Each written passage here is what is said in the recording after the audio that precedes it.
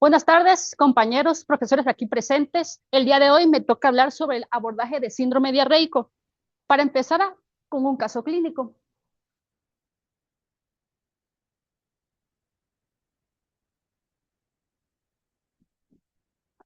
Aquí está. Sí, está. Edu, ¿me ayudas a leer? Pues, 5 años acude a consulta con diarrea persistente e infección abdominal desde hace 3 semanas, a pesar de que su enfermedad aguda inicial ya se ha resuelto. Historia clínica actual. El paciente refiere que hace 3 semanas presentó un cuadro agudo de diarrea acuosa, entre 8 y 10 deposiciones al día, náuseas, vómitos, fiebre de 38.2 grados y fuertes dolores abdominales. La fiebre, los vómitos y los fuertes calambres remitieron en 4 días y la diarrea mejora hasta 3 deposiciones blandas al día hacia el 7º día. Sin embargo, durante las últimas 2 semanas ha experimentado episodios recurrentes de diarrea acuosa, 4 a 6 deposiciones al día, sección abdominal significativa, calambres y flatulencia excesiva. Señala que los síntomas son más pronunciados entre 1 y 2 horas después de las comidas, especialmente tras consumo del desayuno. ¿Cuál es el manejo más adecuado para este paciente? Opción A, iniciar metronidazol por sospecha de infección parasitaria. Opción B, iniciar vancomicina oral por sospecha de clostridoides simple. Opción C, dieta libre de restricciones y uso de loperamida. Opción D, dieta libre de lactosa temporal y uso de suplementos de lactasa. Y opción E, iniciar dieta libre de gluten.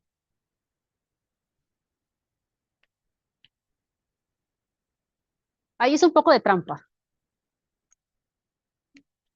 Ahí es un poco de trampa.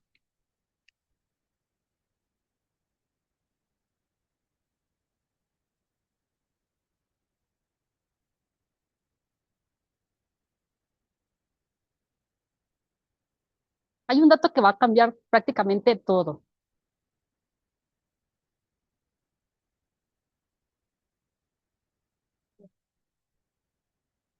No. Un factor exacerbante.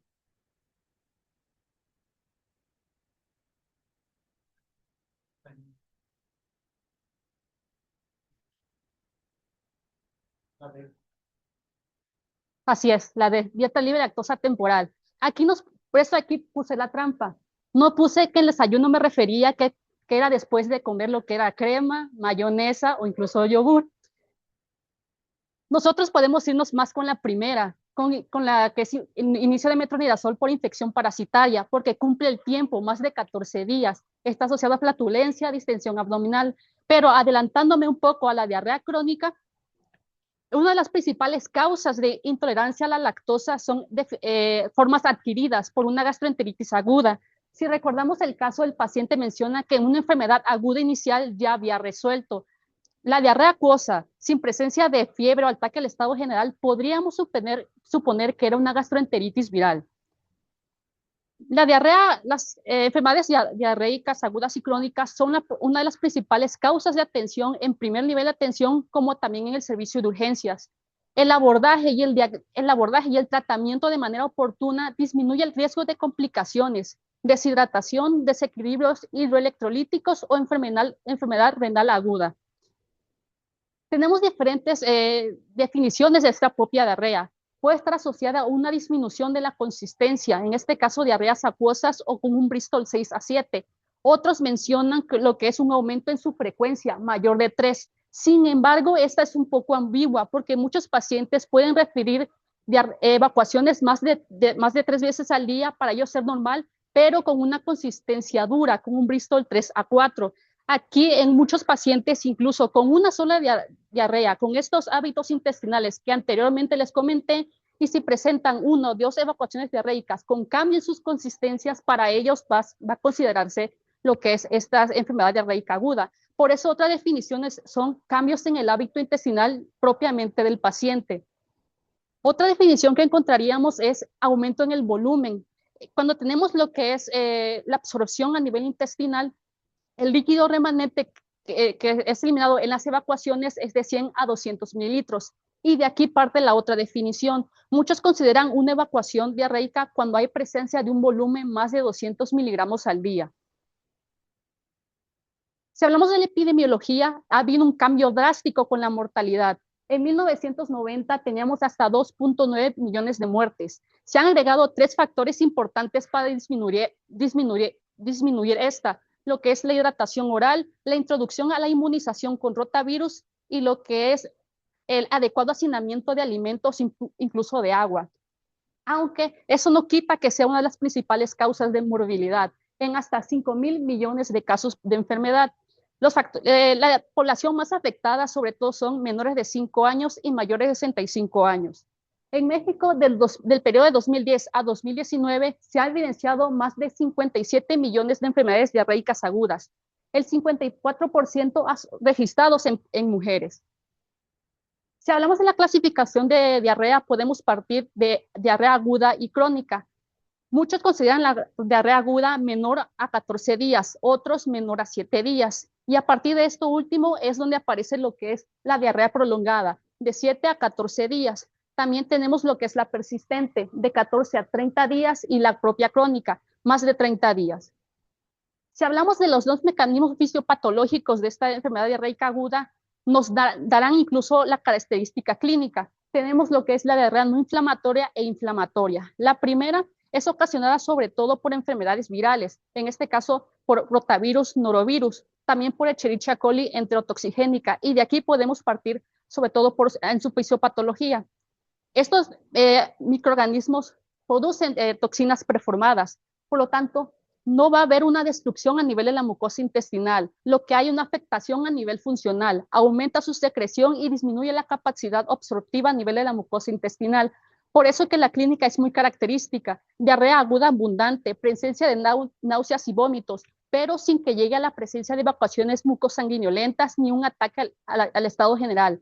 Por otra parte, las diarreas inflamatorias se caracterizan por microorganismos como Escherichia coli enterohemorrágica o enteroevasiva. Partiendo de esta última, ya hay una invasión a nivel de la mucosa intestinal produciendo una inflamación local o infiltrado leucocitario, que en clínica se va a ver como diarrea con moco sangre o la famosa disenteria. Hay datos de mayor riesgo de deshidratación, alteración de lo que es del estrado hídrico del paciente. Si hablamos de los principales patógenos, tenemos los virus, rotavirus y norovirus. Recordemos que la transmisión de estos agentes sobre todo es fecal oral, a través de la transmisión del huésped susceptible por el contacto directo con superficies, con agua o con alimentos contaminados. Cuando hablamos de rotavirus y norovirus, puede estar asociado al consumo de mariscos crudos. Si hablamos de bacterias, la Escherichia coli enterotoxigénica o la famosa diarrea del viajero. Tenemos lo que es la salmonela, transmitida por el consumo de aves o de productos lácteos no pasteurizados. Aunque aquí no se menciona, también tenemos el Staphylococcus aureus, asociado a lo que es intoxicación alimentaria, posterior al consumo de comidas que contengan mayonesa o ensaladas. Y los parásitos, la Giardia, muy frecuente en pacientes con deficiencia de inmunoglobulina A, Cryptosporium en pacientes sobre todo inmunocomprometidos o que tengan contacto con piscinas o aguas recreativas. En la etiología no infecciosa, que es un poquito más común en diarrea crónica, encontramos sobre todo intolerancia a la lactosa, también lo que es cierto tipo de medicamentos, como inhibidores de la recapturación de serotonina, laxantes o hipoglucemiantes. No hay que dejarle de lado las enfermedades crónicas o inflamatorias, como enfermedad de Crohn, colitis ulcerosa o hipertiroidismo. La clasificación clínica es lo que he venido mencionando anteriormente. Podemos tener diarreas inflamatorias y no inflamatorias. Estas, sobre todo las diarreas no inflamatorias, son autolimitables. Se caracterizan por diarrea acuosa abundante, presencia de náuseas y vómitos, fiebre pero menor de 72 horas. Estas, al ser autolimitadas, no requieren tal cual un diagnóstico mediante pruebas moleculares o cultivo tradicional de heces. Al contrario de las diarreas inflamatorias, que estas pueden presentarse con diarrea mucosanguinolenta, fiebre persistente de más de 72 horas, datos de hidratación, como disminución del gasto urinario, oliguria, alteración del estado mental. Aquí sí estamos obligados sobre todo a la realización de pruebas moleculares, como lo que es la proteína C reactiva o la reacción de cadena de polimerasa y que es un subtipo de los amplificadores de ácidos nucleicos. La historia clínica. Tenemos siempre que preguntar el inicio de esta sintomatología para así poder clasificarla en aguda, prolongada, persistente o crónica. También el volumen que tienen estas evacuaciones, la frecuencia con la que aparece, incluso podemos asociarlo con los exacerbantes. Después el consumo de comida, la relación temporal que tiene con ciertos medicamentos, la duración de esta sintomatología, las características de las evacuaciones, si han presentado datos de diarrea sanguinolenta, solo acuosa o incluso datos de esteatorrea o esta evacuaciones grasosas. Los síntomas acompañantes, la presencia de vómito, la alteración del estado mental, la disminución del gasto urinario, lo que es el dolor abdominal intenso, que es muy frecuente en datos de diarrea inflamatoria, porque incluso podemos pensar en datos de irritación peritoneal, en este caso aumento de lo que es el peristaltismo, hipervaragesia o este peristaltismo de lucha o incluso distensión o rigidez abdominal. También hay que ver factores de riesgo. ¿Alguien, Fer, me puede decir 2 factores de riesgo para infección por Clostridium difficile?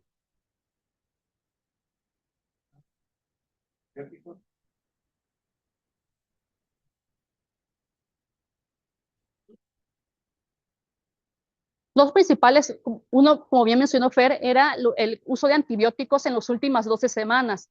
En este caso, la clindamicina. Esta posee un odds ratio de 46%, seguido del Astrionam con un odds ratio de 29% y en el último de la lista lo que es la amoxicilina en menor odds ratio. También tenemos las hospitalizaciones recientes con una duración de más de 3 días. Tenemos lo que es también viajes recientes a zonas endémicas. Lo que es la ocupación de este paciente. En este caso, si trabaja en guarderías, en asilos o incluso en laboratorios que estén en contacto con estos agentes patológicos y el contacto con personas enfermas. Si hablamos de los signos de gravedad, tenemos una edad mayor de 65 años, fiebre persistente más de 72 horas, estados de inmunosupresión, VIH, quimioterapia o uso de esteroides crónicos equivalente a dosis de prednisona más de 5 miligramos durante más de 3 a 4 semanas, dolor abdominal severo y, como le comentábamos anteriormente, hospitalizaciones recientes con una duración de más de 3 días o el uso de antibióticos en las últimas 12 semanas. El examen físico, tenemos que ver el estado mental de nuestro paciente. Si no ha tenido síncope, alteración del propio estado mental, la turgencia de la piel, las mucosas cómo están. Incluso, aunque es más frecuente en niños, la presencia o ausencia de las lágrimas. También hay que valorar los signos de choque, taquicardia, datos de hipotensión, un gasto urinario menor de 0.5 mililitros sobre kilogramos por hora, datos de cianosis, llenado capilar retardado.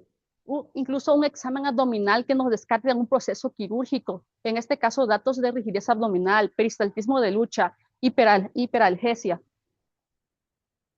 Obviamente tenemos la famosa escala de Bristol. Esta nos permite objetivar lo que el paciente refiere como estreñimiento o incluso diarrea. Lo característico de la propia diarrea son tipo 6 y 7. Los estudios de laboratorio. Las pruebas moleculares han traspasado sobre todo a los cultivos tradicionales. Estos amplificadores de ácidos nucleicos y su variante, la PCR, o la reacción en cadena polimerasa, permite tener un resultado de alrededor de 70 a 80 minutos y con una tasa de detección de hasta el 70%, a diferencia de los cultivos tradicionales, que tienen una tasa de detección del 40%. Sin embargo, lo que es esta amplificación de ácidos nucleicos no pueden diferir o discernir entre una infección activa o infección aguda, sobre todo en pacientes inmunocomprometidos. Aquí tenemos lo que es la sensibilidad y una comparación entre el cultivo de heces y las pruebas moleculares. Si hablamos del cultivo de heces, tiene una sensibilidad baja, de baja moderada, debido a que puede estar afectado por el uso de antibióticos previos antes de la toma de ese cultivo o una toma ya tardía. Una especificidad alta, el 98 al 99%, y sobre todo un valor predictivo positivo muy alto. Este cultivo sobre todo tiene mucha importancia epidemiológica en casos de brotes. Si hablamos de pruebas moleculares, tiene una sensibilidad muy alta, del 90 al 99%. una especificidad moderada del 80-95% y un valor predictivo negativo muy alto, 95-99%, lo que nos permite descartar sobre todo cualquier proceso inflamatorio o infeccioso cuando esta está negativa. Ahora, pruebas específicas dirigidas, por ejemplo, al Clostridium difficile. Otra vez repetimos los factores de riesgo más importantes: hospitalizaciones más de 3 días o uso de antibióticos en las últimas 12 semanas. Se requiere sobre todo muestras frescas para someterlo a lo que es una amplificación de ácidos nucleicos. El análisis de sangre no es de forma rutinaria, sobre todo en pacientes con datos de diarrea inflamatoria. Solo se va a hacer en sospecha de datos de deshidratación, sepsis o incluso un síndrome hemolítico urémico. Aquí podemos pedir lo que es la biometría hemática, lo que es la urea o una química sanguínea, incluso los electrolitos en caso de que haya un desequilibrio de estos mismos. Otras pruebas diagnósticas no recomendadas es los leucocitos fecales. Estos poseen una sensibilidad muy baja debido a que en la toma se llegan a degradar. Tenemos también un valor predictivo moderado de 60-85%. Por otro lado, tenemos lo que es la lactoferrina fecal, una proteína derivada de los neutrófilos. Esta posee una sensibilidad alta del 79 al 88% y un valor predictivo negativo alto del 80-95%. Este último nos permite descartar con mucha seguridad, cuando esta está negativa, algún proceso inflamatorio. Lo mismo que ocurre en la calprotectina fecal, una alta sensibilidad de 81 al 92% y un valor predictivo negativo alto, de 85 al 98%. Ahora, hay dos pilares primordiales para lo que es el tratamiento de una diarrea aguda, lo que es la hidratación y el uso restrictivo de los antibióticos. Si nosotros tenemos una diarrea no inflamatoria y el paciente tolera la vía oral, vamos a empezar sobre todo con esta misma, una hidratación por vía oral. Cuando ya tenemos datos de alteración del estado mental, poca intolerancia a la vía enteral, incluso datos de alarma, podemos utilizar lo que es la hidratación endovenosa. Otro punto que debemos de abarcar sobre todo son los datos de alarma: presencia de fiebre mayor a 72 horas, dolor abdominal, factores de riesgo como pacientes inmunocomprometidos o viajes a zonas endémicas. Si este paciente no tiene ninguno de estos datos de alarma, vamos a fijarnos en la duración de los síntomas, menos de 7 días o más de 7 días. Si tiene una duración menos de 7 días, entonces vamos a estar hablando de un tratamiento sintomático con hidratación vía oral, incluso con antidiarreicos como la loperamida. Si tiene una duración de más de 7 días, podemos utilizar incluso pruebas moleculares o cultivo para generar un tratamiento ya más dirigido. En pacientes con datos de alarma, si tuvo un viaje reciente, también la podemos clasificar en enfermedad leve y moderada. Si es leve, tratamos lo que es de manera sintomática, y si sobre todo ya es moderada, grave, con datos aún más de datos de alarma, con datos de sepsis, deshidratación, alteración del estado mental, entonces podemos utilizar un tratamiento empírico, pero no sin antes realizar estudios de laboratorio. Y definitivamente cuando no tenemos viajes recientes, sí estamos obligados a realizar primero pruebas moleculares antes de recibir algún tratamiento. Los antibióticos que se pueden dar puede ser en dosis única o por 3 días. Tenemos la citromicina con una dosis de 1000 miligramos para dosis única o de 500 miligramos por 3 días. También tenemos el ciprofloxacino con dosis únicas de 750 miligramos o por 3 días de 500 miligramos. Se menciona sobre todo que en pacientes que están hemodinámicamente estables, con diarreas, con factores de riesgo para recibir un antibiótico y que no se cuentan con pruebas moleculares, podemos iniciar con el uso de ceftriaxona. La citromicina es muy útil sobre todo en pacientes con Campylobacter. Cuando tenemos Shigella, pero que es susceptible a diversos antibióticos, podemos utilizar lo que es la citromicina, pero si esta llega a ser resistente, podemos utilizar un carbapenémico. Enfermedad lo que es la enfermedad de la diarrea del viajero o la venganza de Moctezuma, hay una discrepancia. Muchos mencionan que incluso solo lo que es tratamiento sintomático podría funcionar, debido a que hay una limitación de 24 a 48 horas. Muchos mencionan que el uso de antibióticos solo en caso de enfermedad severa. En caso de Clostridium difficile tenemos el uso de fidaxomicina, que es un macrocíclico, o el uso de vancomicina oral, este tratamiento por 10 días. Y tenemos otro caso clínico. Bueno, Carlos.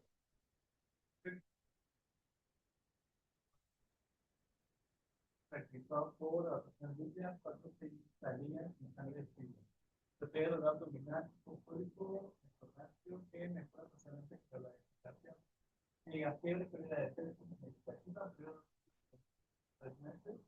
Y diarrea nocturna, ejemplos de viajes repetidos, como el de los posteriores. Presentes tosadables, con la madre con diabetes, operación física, signos vitales normales, abdomen blando, accesible, con dolor leve a la palpación mesoráceo, sin macros cúbicos y omegarios. Los intestinales aumentados, resto del corazón sinagral estudios iniciales, vean que con hemoglobina no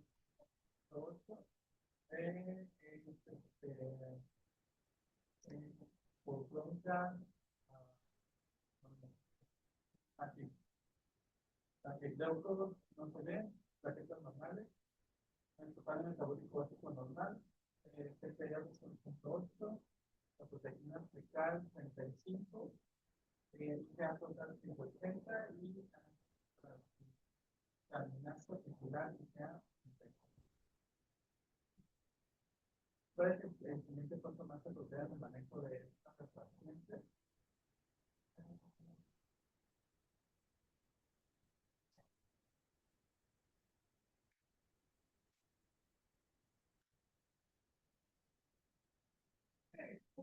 Sí.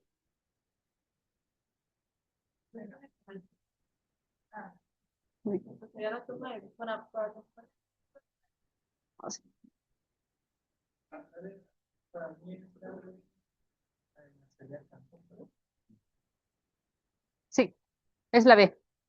Recordemos que sobre todo la transglutaminasa tisular es una prueba de tamizaje. Esta nos permitirá decidir si vamos a realizar algún tipo de estudio invasivo, endoscopía, colonoscopía con toma de biopsia. Ahora hablemos sobre todo de diarrea crónica. Esta se define como la diarrea asociada a evacuaciones acuosas o blandas con más de 4 semanas o más de 30 días de duración. Puede o no estar asociada a lo que es incontinencia o tenesmo fecal o urgencia fecal o con o sin aumento de la frecuencia de las deposiciones.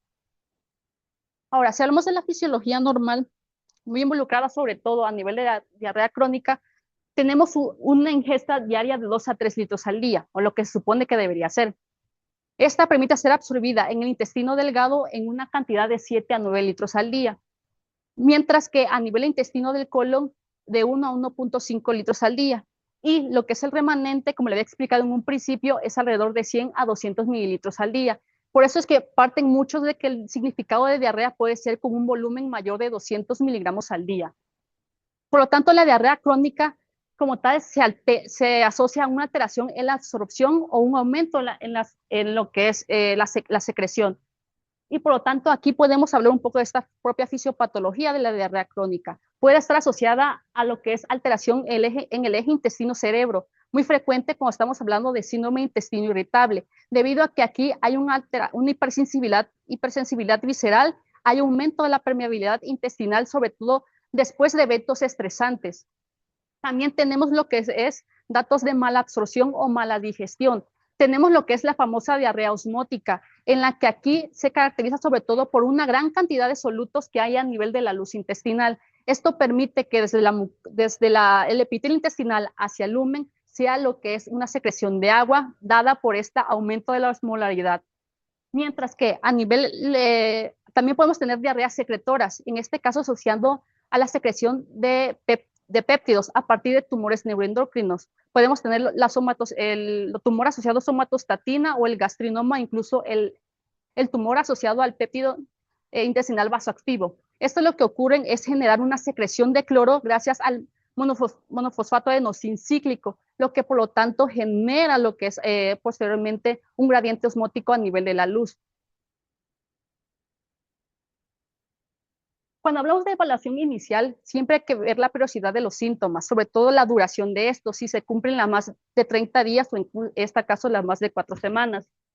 Hay que asociarlo sobre todo al uso de medicamentos, en este caso lo que es suplementos de magnesio, antibióticos, incluso la metformina, también asociada a factores de riesgo que se pudieran presentar este paciente, antecedentes serofamiliares de enfermedad celíaca o incluso antecedentes personales patológicos como enfermedades autoinmunes, diabetes tipo 1, tiroiditis autoinmune o enfermedad hepática autoinmune. Posteriormente pasamos a lo que es la propia historia clínica o lo que es la investigación de estos síntomas y signos, lo que es la consistencia, frecuencia y el volumen de estas evacuaciones. Si estas evacuaciones se presentan sobre todo a nivel o en un horario nocturno, debido a que aquí puede ser muy común lo que es la colitis microscópica. También tenemos los síntomas asociados, la presencia de urgencia o incontinencia fecal, datos de tenesmo, las características de estas evacuaciones, si no son grasosas o como muchos la refieren, si no flotan. Diarrea por rebosamiento posterior a una impactación fecal o incluso hallazgos dermatológicos que nos originen o nos lleven a un proceso de enfermedad inflamatoria, en este caso pioderma gangrenoso, lo que es dermatitis septiforme o eritema nodoso. Ahora, tenemos también características clínicas que nos pueden ir llevando de la mano hacia diferentes etiologías. Por ejemplo, cuando tenemos síntomas que mejoran con el ayuno, que empeoran con lo que es la ingesta de comidas y presencia de esteatorrea, podemos pensar en enfermedad celíaca o en una insuficiencia pancreática exógena. Cuando está asociada al consumo de alimentos como gluten o lactosa, podemos incluso pensar también en enfermedad celíaca o una intolerancia a la lactosa. Si estos síntomas no mejoran con el ayuno y se presentan durante el turno nocturno, podemos pensar en una colitis microscópica. Como ya mencioné anteriormente, pacientes con factores de riesgo, enfermedades autoinmunes, diabetes tipo 1, tiroiditis autoinmune, enfermedad hepática autoinmune, podemos incluso irnos a lo que es colitis microscópica o una enfermedad celíaca. También no hay que olvidar en pacientes que ya han tenido evento quirúrgico como con lesistectomía y presentan diarrea de forma crónica, puede estar asociada sobre todo a una diarrea por ácidos biliares.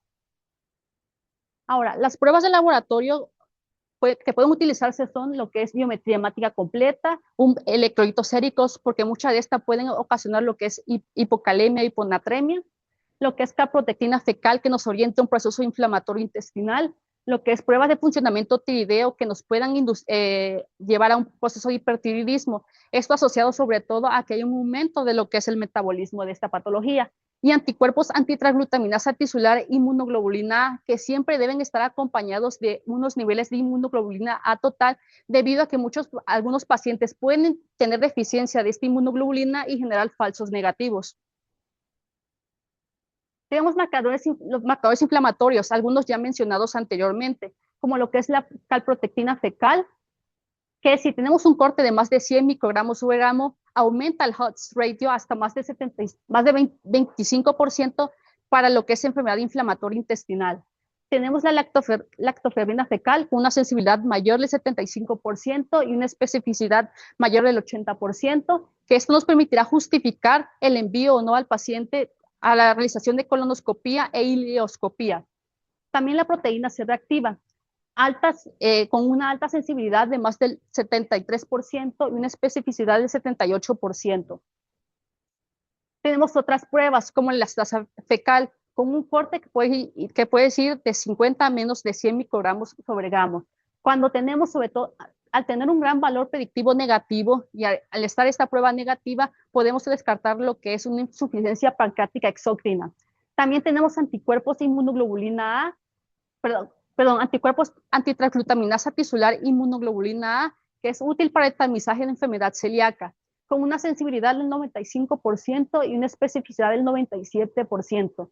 Y repetimos, para esta prueba siempre tenemos que pedir una inmunoglobulina A total. La grasa fecal cuantitativa útil para pacientes con esteatorreas de gran volumen, incluso cuando sospechamos de una diarrea por ácidos biliares. Una sensibilidad de más del 75% y una especificidad mayor del 95%.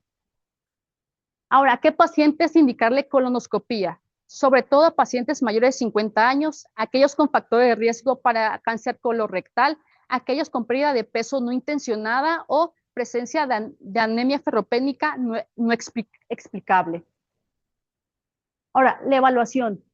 Tenemos que dividir a los pacientes si tienen o no datos de alarma. Si tienen datos de alarma, entonces se justifica el envío a estudios invasivos, colonoscopía o esofagogastroduodenoscopía. Si estas pruebas salen anormales, tenemos que referir de forma oportuna al especialista. Si salen normales, entonces podemos de hacer un diagnóstico, entre comillas, de diarrea funcional o síndrome de intestino irritable con predominio diarreico.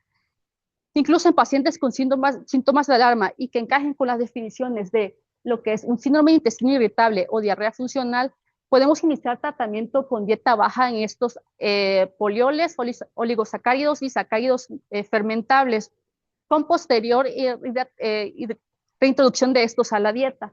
También, en caso de que no haya mejoría, podemos utilizar medicamentos, en este caso agonistas opioides o antagonistas de serotonina, como el onacetrón. Si hay mejorías, se mantiene con este tratamiento. Si no, entonces podemos referirlo al siguiente nivel de atención. Ahora, vamos a ir por cada uno de ellos. Son solo 3 etiologías. Hablamos del síndrome de intestino irritable. Se caracteriza sobre todo a diferencia de diarrea funcional con presencia de dolor. Este dolor con un periodo de una o más veces al día, perdón, con presencia de dolor que aparece un día o más a la semana, con episodios que se han ido presentando durante 3 meses y que han iniciado durante más de 6 meses. Por lo tanto, en otras palabras, podemos definir esta cuando el inicio de los síntomas lleva más de 8 semanas. Se caracteriza sobre todo por presencia de evacuaciones en más de 25% diarreicas, mientras que, al contrario, tiene que haber menos del 25% de datos de estreñimiento o evacuaciones grumosas, escala de Bristol tipo 1 y 2. Podemos asociarlo también a los criterios de Roma, que este dolor se está asociado a la defecación, a cambios en la frecuencia o en la consistencia de las heces. La diarrea funcional, por su parte, asociada a los criterios de Roma 4, se asocia sobre todo a la presencia de diarreas o heces blandas o acuosas en más del 25% de las ocasiones, con presencia de estos eventos de un día o más a la semana durante 3 meses. Y esta es digamos, el estereotipo de cuando hay alteración en el eje intestino-cerebro. El diagnóstico que tenemos que hacer, sobre todo, es para descartar otras patologías. En este caso, podemos utilizar lo que es anticuerpos antitransglutaminasa tisular, inmunoglobulina A, caprotectina, lactoferrina fecal. Para el tratamiento, de acuerdo a la ANIS, tenemos que hacer cambios higiénico-dietéticos. Se recomienda lo que es el consumo de comida programada, la actividad física, el consumo de menos de 3 tazas de cafeína al día y el consumo de al menos 8 tazas de líquidos libres de esta cafeína. También podemos utilizar lo que es la dieta libre o baja en FODMAP. En este caso, estos carbohidratos oligosacáridos, polisacáridos, monosacáridos y polioles, debido a que esto permitirá disminuir lo que es la fermentación a nivel intestinal ocasionada por las bacterias que predisponen a la presencia de borborismos, flatulencias o distensión abdominal. Pero incluso podemos reintroducirlo después de 4 a 8 semanas. También podemos utilizar diferentes medicamentos, como los agonistas opiáceos, en este caso que permiten ralentizar lo que es el tránsito intestinal. Podemos utilizar lo que es la loperamida en dosis de 2 a 16 miligramos al día. Otros antiespasmódicos o anticolinérgicos, como lo es la iosiamina, que permite reducir tanto el dolor como los calambres abdominales, en una dosis sobre todo de la diciclomina de 10 a 20 miligramos. También antagonistas como el ondansetron, en este caso que modulan la motilidad y la sensibilidad visceral, y como inhibidores de prostaglandinas, como lo que es el subsalicilato de bismuto. Ahora, cuando hablamos de enfermedad celíaca, esta es una enteropatía crónica autoinmune, sobre todo provocada por la ingesta de gluten en personas que están predispuestas genéticamente. Sobre todo se caracteriza porque hay una alteración a nivel autoinmunitario o una pérdida de la tolerancia, donde se ve involucrado sobre todo lo que es la inmunidad innata y la inmunidad adaptativa por una respuesta excesiva de los linfocitos T a los péptidos del gluten. Tenemos factores sobre todo de riesgo: diabetes tipo 1, tiroiditis autoinmune, enfermedad hepática autoinmune o lo que es enfermedad de Sjögren. Cuando hablamos en la clínica, el 40-50% se asocia a datos de esteatorrea, pérdida de peso y datos de mala absorción.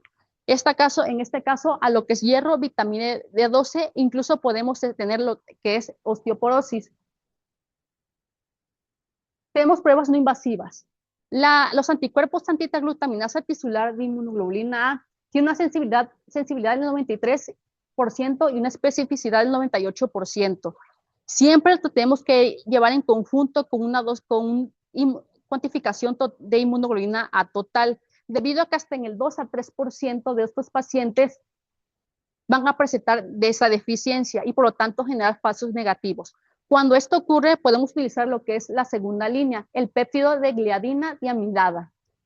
Cuando vamos a hacer estas pruebas, incluso se obliga a los pacientes a tener una dieta rica en gluten, sobre todo de 2 a 4 semanas.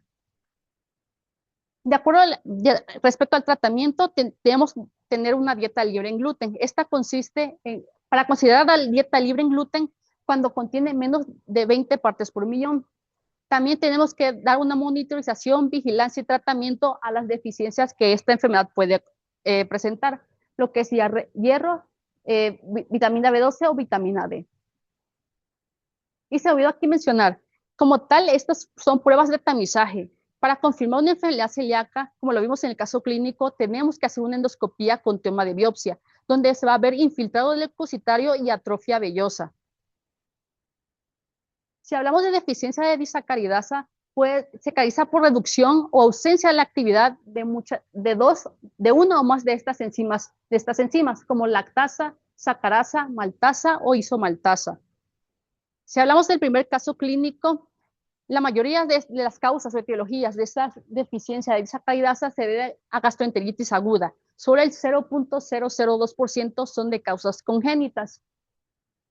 La presentación clínica incluso puede llegar a solapar la presencia sobre todo de síndrome de intestino irritable o diarrea funcional, de acuerdo al estudio multicéntrico, donde se realizó lo que es la toma de biopsias duodenales, en donde hasta el 36% se presentó deficiencia de lactasa y un 8.5% deficiencia de sacarasa. Cuando hablamos de lo que es manifestaciones clínicas, estamos hablando de diarrea crónica, dolor abdominal, hinchazón, que ocurre en minutos después del consumo de lácteos, cuando hablamos de intolerancia a la lactosa, o incluso azúcar de mesa cuando hablamos de lo que es la deficiencia de sacarasa. Si hablamos de estudios de laboratorio, vamos a utilizar test de aliento en la ingesta sobre todo de 25 gramos de lactosa. Esta permitirá ser experimentada por los bacterias a nivel intestinal. Posteriormente, y se lleva a lo que es del torrente sanguíneo al pulmón para así, sobre todo porque estas bacterias producen lo que es hidrógeno y metano y así ser expiradas. Por lo tanto, incluso esta prueba tiene que dejarse pasar alrededor de 5 horas. Tenemos una prueba sobre todo criterios positivos cuando tenemos lo que es un aumento de más de 20 partes por millón de hidrógeno a los 90 minutos o más de 10 partes por millón de metano. También podemos utilizar lo que es la biopsia duodenal para valorar la actividad de manera cuantitativa de estas enzimas. El tratamiento sobre todo, dependiendo si es adquirida o congénita, hablando de la primera, va a ser una restricción momentánea del consumo de estos alimentos. Sobre todo restricción de lácteos o restricción de fuentes de sacarosa como el azúcar de mesa. E incluso podemos utilizar lo que es terapia de reemplazo enzimático para disminuir lo que es los síntomas. Y por la última etiología, sobre todo la colitis microscópica, caracterizada por una diarrea acuosa asociada a inflamación microscópica que como tal solo se ve a nivel de una biopsia. ¿Por qué? Porque la mucosa permanece intacta, normal. Tenemos factores de riesgo, mujeres mayores, sobre todo de edad mayor de 50 años, y del 30 a 50% se asocia a enfermedades autoinmunes, como enfermedad celíaca o tiroiditis autoinmune, y el 10% se asocia a medicamentos, antiinflamatorios no esteroideos, inhibidor de la capturación de serotonina o inhibidor de bombas de protones. El cuadro clínico sobre todo se asocia a una diarrea crónica que aparece de predominio nocturno. Hasta el 30% de los pacientes presentan pérdida de peso.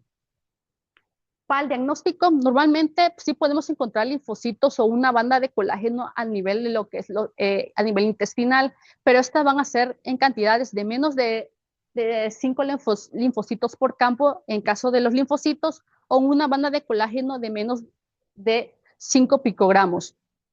Por lo tanto, tenemos dos subtipos de esta colitis microscópica. la colitis linfocítica y la colitis colágena. La colitis linfocítica se va a caracterizar por la presencia de más de 20 linfocitos intraepiteliales, mientras que la colitis colágena cuando hay una banda de colágeno engrosada de más de 10 picómetros debajo del epitelio.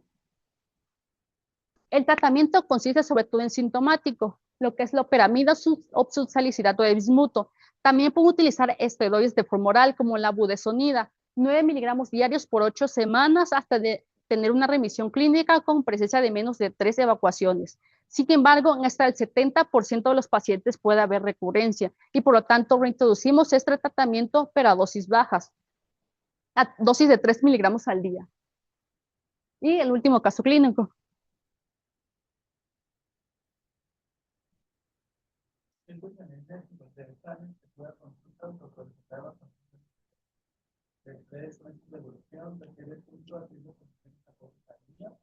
Incluyendo teteros nocturnos que interrumpen su sueño. Ha perdido tejidos de peso en los últimos 2 meses sin realizar dieta y llegar fiebre cuando están las pacientes progresivas. Antes personales y que previenen pulmones, toxinas, policisticores, infectomía 5 años, un grupo de gente de antibióticos antiinflamatorios, cáncer de dedos, cambio físico, sea 170, presión cardíaca, fiebre, validez de mucosas, dolor en hambre, fracturas de mucosas, climatos palpables, fluidos intestinales aumentados, tanto rectal, climatos, sensibilidad y sangre macroscópica. Laboratorios iniciales, hemoglobina de 8 gramos por decilitro. Bueno, también en hemoglobina, leucos normales, se definen 8 gramos. Plaquetas 60.000, PCR de 2.1, proteína fecal de 180, PA transglutaminasa circular negativa, total normal, electrolíticos normales, positivo negativo, resultados negativos. ¿Cuál es la indicación principal para realizar unos pequeños pacientes? Es presencia de la anemia. Sí, las dos.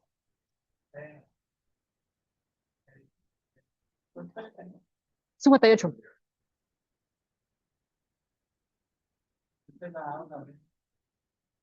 Sí, pero nos vamos por la B.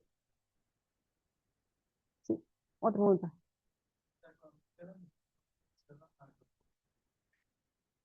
El siguiente paso diagnóstico más apropiado.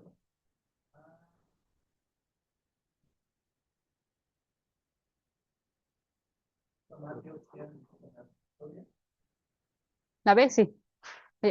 Tomar biopsias aleatorias. Las luces crónicas se ven directamente a la banda subepitelial en programa o no.